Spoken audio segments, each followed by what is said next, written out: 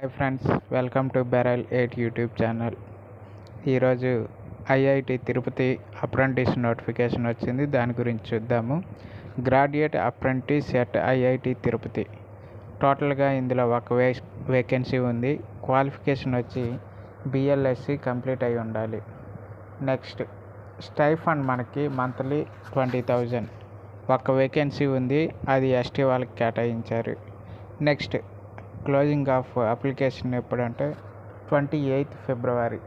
దీనికి అప్లై చేసుకునే విధానం ఏంటంటే, మొదటగా నేషనల్ అప్రెంటిస్ ట్రైనింగ్ దీంట్లో ఆ పోర్టల్లో రిజిస్టర్ అవ్వాలి.